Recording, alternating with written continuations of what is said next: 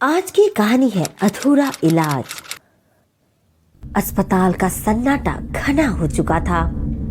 रात के 2 बजे थे। अस्पताल की चौथी मंजिल पर एक कमरा ऐसा था जिससे हर कोई डरता था। उस कमरे में ड्यूटी करने से हर कोई बचता था। रात के समय उस कमरे के पास कोई नहीं जाता था, और अगर कोई उस कमरे के पास पहुंच जाता तो वापस आते आते उसकी हालत खराब हो जाती थी। लेकिन उसी अस्पताल में एक डॉक्टर था, डॉक्टर विकास। विकास को उस कमरे में हो रही अजीब घटनाओं पर यकीन नहीं था। लेकिन एक रात कुछ ऐसा हुआ जिसने उसकी पूरी सोच बदल दी। उस रात का डरावना अनुभव उसके जीवन का हिस्सा बन गया। डॉक्टर विकास ने अपनी नाइट शिफ्ट शुरू की। जब उसने स्टाफ से पूछा कि चौथी मंजिल की नाइट ड्यूटी कौन संभालेगा, तो सबकी आंखों में डर साफ देखा जा सकता था। किसी ने भी वहां ड्यूटी करने की हिम्मत नहीं दिखाई। विकास ने इस पर हंसी उड़ाई और खुद उस मंजिल पर जाने का फैसला किया। जैसे ही वो लिफ्ट से चौथी मंजिल पर पहुंचा, चारों ओर सन्नाटा छा गया। अजीब सी ठंड और डरावना माहौल था। वहां की हर चीज में कुछ असामान्य था। अचानक एक दरवाजे के पीछे से उसे किसी के चीखने की आवाज सुनाई दी। पहले तो उसने सोचा कि ये उसकी कल्पना हो सकती है, लेकिन जब आवाज लगातार तेज होती गई तो वो उस कमरे की ओर बढ़ा। कमरा नंबर 407, अस्पताल का सबसे डरावना और बंद कमरा।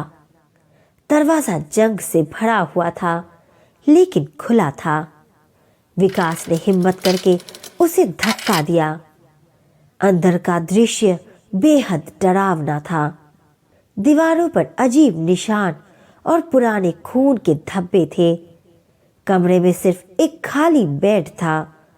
तभी उसकी नजर एक कोने में खड़े अजनबी पर पड़ी। वो परछाई कुछ बोलने की कोशिश कर रही थी, लेकिन अचानक गायब हो गई।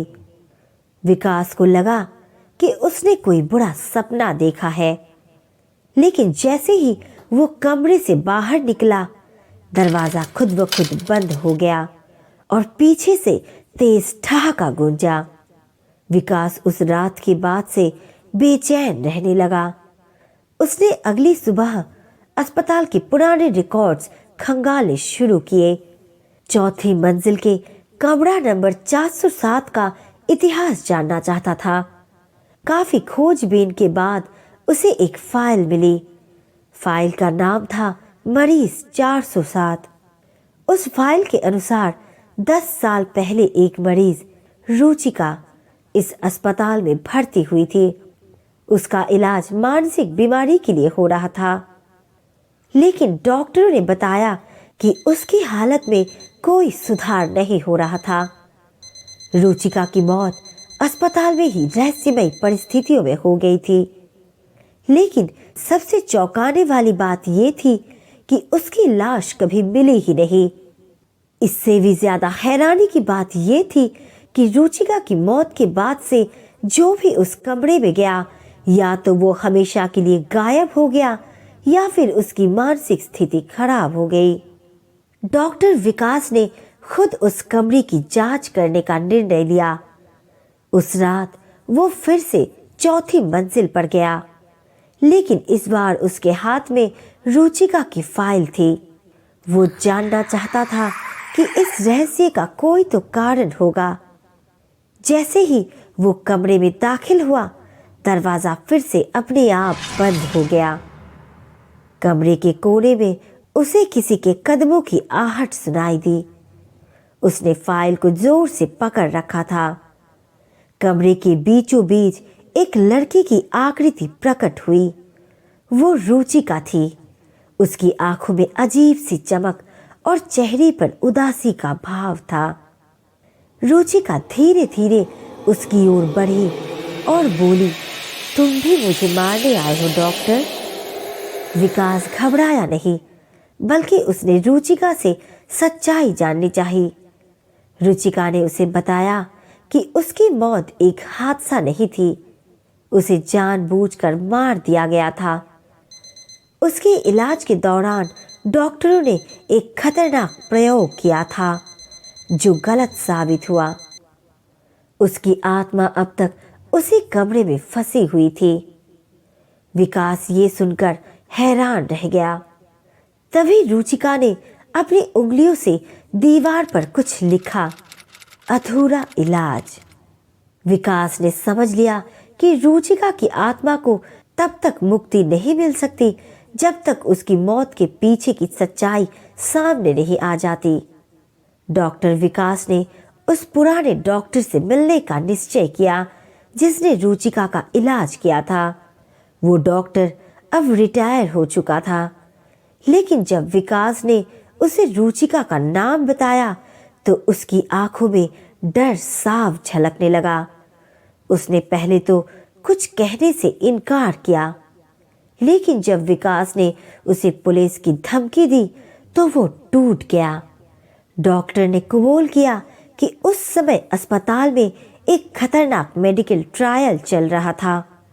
कुछ मरीजों पर बिना उनकी जानकारी के नई दवाओं का परीक्षण किया जा रहा था। रुचिका भी उन्हीं में से एक थी, लेकिन वो परीक्षण गलत साबित हुआ और उसकी मौत हो गई। इस घटना को छिपाने के लिए रुचिका की लाश को अस्पताल के बेसमेंट में छुपा दिया गया था।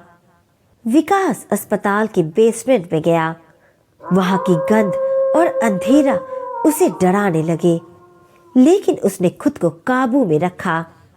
बेसमेंट के एक कोने में उसे एक पुराना लोहे का बॉक्स मिला।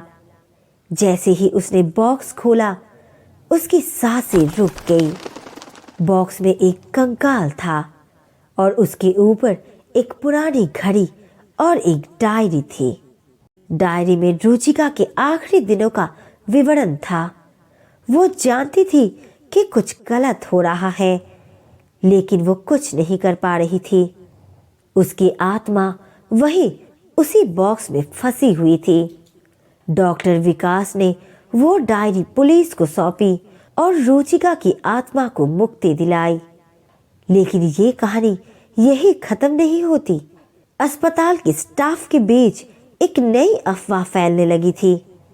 कहते हैं कि बेसमेंट में अब भी कुछ लोग रुचिका की धीमी सिसकियों को सुन सकते हैं, और जो भी रात के वक्त उस कमरे के पास जाता है उसे एक अधूरी चीख सुनाई देती है, मेरा इलाज अधूरा है। क्या रुचिका की आत्मा को सच में मुक्ति मिल गई थी, या फिर ये सिर्फ एक शुरुआत थी? अस्पताल में अब भी कुछ ऐसा था जो सामने नहीं आया था। तो दोस्तों, आज की कहानी यही खत्म होती है। आपको ये कहानी कैसी लगी हमें कमेंट करके ज़रूर बताइएगा, और वीडियो पसंद आई तो लाइक, शेयर और चैनल को सब्सक्राइब करना ना भूले। मिलते हैं अगले वीडियो में एक और नई कहानी के साथ। तब तक के लिए अपना ख्याल रखिए। नमस्कार।